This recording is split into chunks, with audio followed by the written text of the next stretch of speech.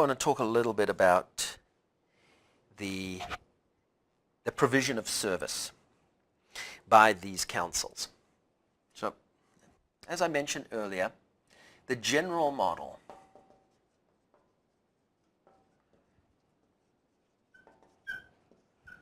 for maximizing the quality of community life for the most people within a community is comprised of a primary system, right? That's the constitutional democracy, yes, that produces, right, a government system or a public sector,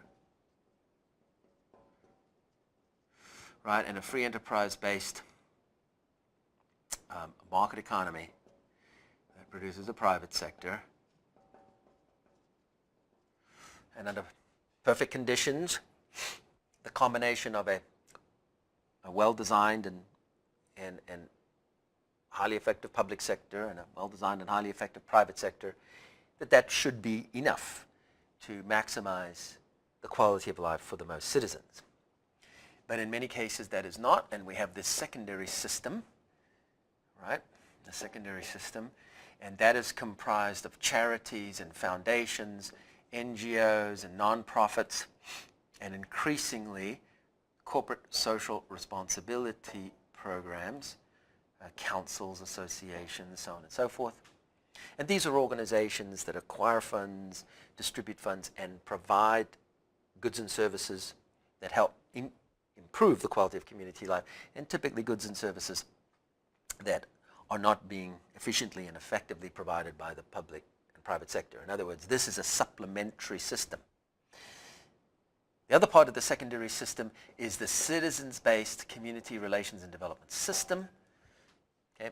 And from a South Carolina perspective, our hope is that in the 48 or 49 counties, I forget exactly how many counties there are, that if we could have councils in each county, or a number of councils in counties that need them, and these councils are made up of diverse citizens who engage one another in a constructive manner, and in so doing help to improve community relations and help to identify, analyze, and advise on key contributors to the quality of community life, and in so doing improve the quality of community life. Okay, so that is the general model. So then the question becomes, okay, let's be a bit more specific. Yeah? So what is the service provision model?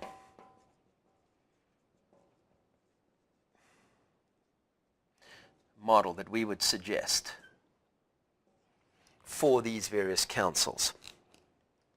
All right, so let's take a look at that.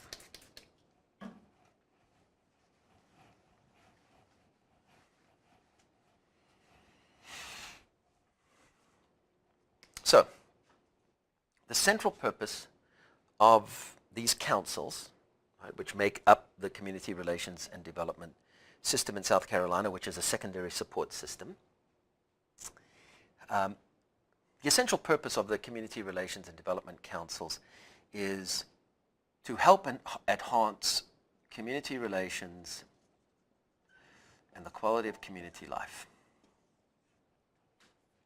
Okay?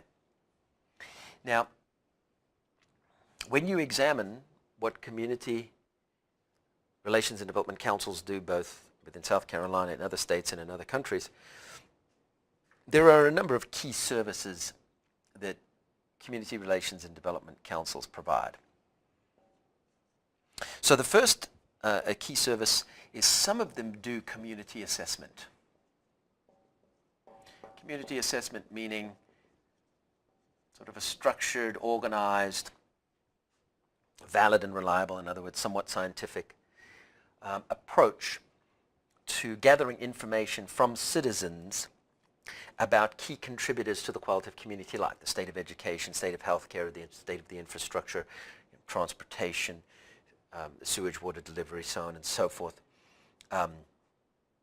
waste removal, recycling, the efficiency, effectiveness, and fairness of the political system, the design, organization, management of the government and the provision of services via the government, the state of the private economy, law enforcement, criminal justice system, so on and so forth.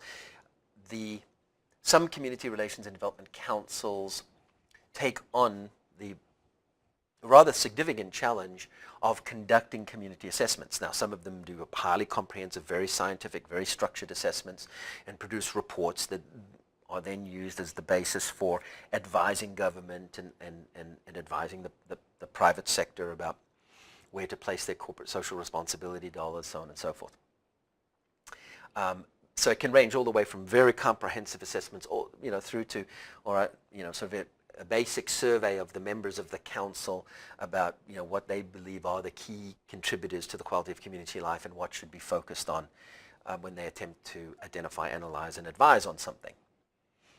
And then some councils do not do community assessment at all. The other things that councils do is what I refer to as community engagement, expression, dialogue, and deliberation. So, community engagement, expression, dialogue, and deliberation, EEDD.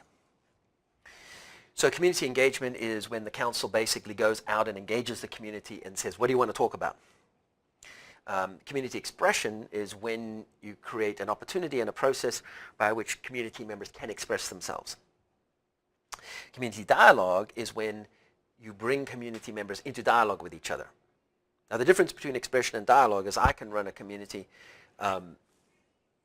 expression session in which individuals get up and they have the opportunity to express themselves, but they are not in dialogue with one another, nor are they in dialogue with the council, just simply an opportunity to express oneself.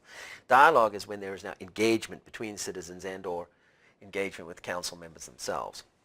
Deliberation is when I'm not simply expressing myself either individually or in dialogue with others, but I am engaged in deliberation about an issue. I am analyzing an issue for the purposes of trying to understand and describe that situation in a valid and reliable manner.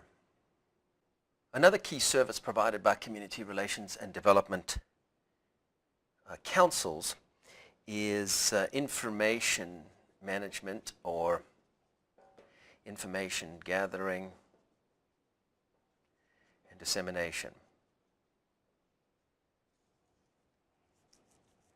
Okay, so some community relations and development councils will gather information about job opportunities or where services, homeless services or food services can be found, and try to disseminate that to at-risk citizens who typically don't have access to information about where to secure services for themselves, like providing information to the homeless, so on and so forth. So in addition, there are many community relations and development councils that now have websites, and on those websites they will post information, gather information about job opportunities, services, so on and so forth, and post that information on websites, and then try and distribute it to members of a community who typically wouldn't have access to web-based information.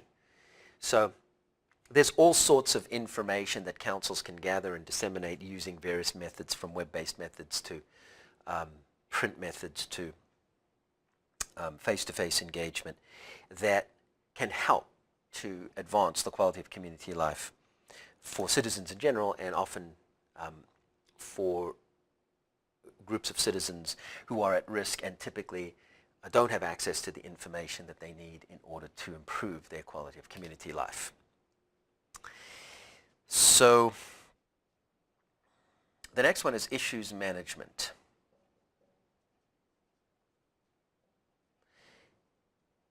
Issues management. Now, issues management is when there is an issue with a key contributor to the quality of community life, or an issue with the quality of community life. It may be something related to law enforcement or infrastructure provision or education or healthcare. And in this case, the issue is identified and then it's analyzed. The drivers of the issue or the causes of the issue, the immediate, intermediate, and root causes are identified through a process of structured analysis, and then ways of influencing the drivers of this issue or the causes of this issue are identified, and a critical mass of manageable drivers and causes is identified, and then a strategy for influencing both immediate and root causes in an integrated manner in order to produce sustainable change is identified, sources of resistance are identified, and strategies for addressing those unintended consequences identified, and strategies for addressing those. And this becomes the basis of a comprehensive, organized, and structured advisory strategy. And this is a very important process and a rather complex process, and it is the process that typically most community relations and development councils do not do well. And as a result of not doing this well, they tend often to revert to simplistic judgments about why there are challenges with the quality of community life, either in general or for particular groups within a community. And often their analysis and their advice tends to be somewhat simplistic, reactive, stereotypically based, or based on stereotypes or simplistic perspectives. And as a result, the reputational capital of community relations and development councils, in my experience, declines, because as they try to advocate, advise, and influence members of the public sector like politicians or government officials, and members of the private sector like CEOs or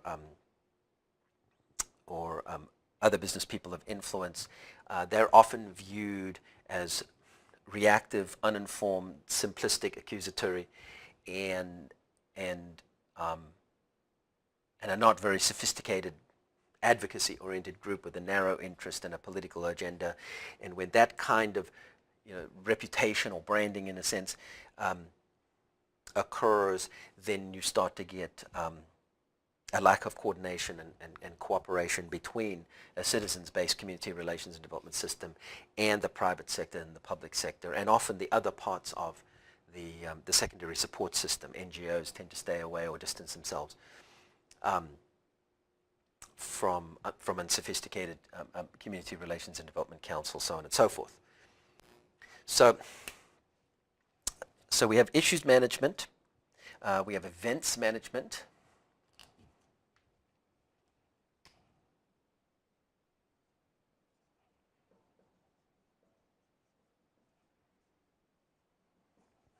Events management is when councils put on events, either in response to community assessment. So a community assessment might identify that youth unemployment, particularly for minorities, is undermining the quality of community life, particularly for minorities.